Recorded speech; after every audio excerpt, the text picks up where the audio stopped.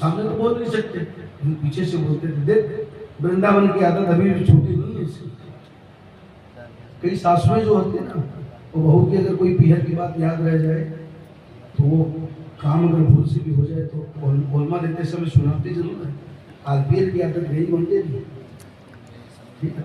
तो उसी तरह से पहले तो जब समंतक मणि नहीं मिली थी तब तो ऐसे बोल रहे थे कि कृष्ण चोर है, कृष्ण चोर है।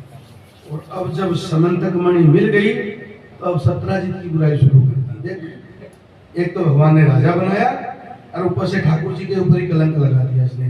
तो ये दुनिया है, दो तरह की बात करती है। आप कुछ अच्छा करोगे तो भी बोलेगी और आप कुछ गलत करोगे तो भी बोलेगी। सत्राजित को बड़ा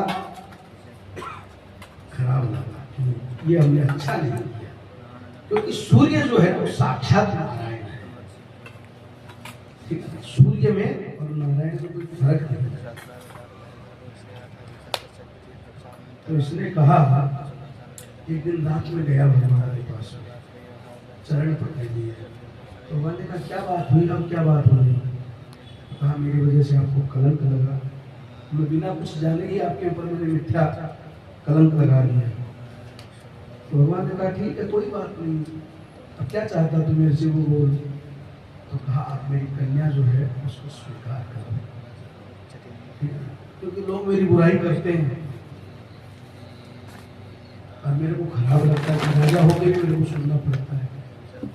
तो जब मेरी कन्या को आप अपना लोगे तो मैं हो जाऊंगा आपका ससुर, और जब ससुर हो जाऊंगा तो फिर किसी को बोलने की हिम्मत नहीं होगी।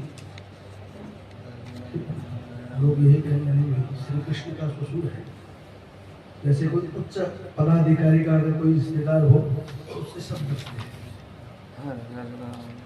तो इस तरह से भगवान का तीसरा विवाह जो है वो सत्यभामा जी के साथ में हुआ। चौथा विवाह हुआ भगवान का विंध्य और अनुविंध्य, ये दो राजा थे, इनकी कन्या के साथ में भगवान का विवाह हुआ। मित्रविंदा नाम था। ये कौन थी? ये भगवान की बुआ की बेटी थी, ठीक है। अब प्रश्न उठता ठाकुर जी ने बुआ की बेटी से शादी क्यों की? तो इसके भी दो उत्तर हैं। एक तो ये कि ठाकुर जी का जितना भी कार्य है वो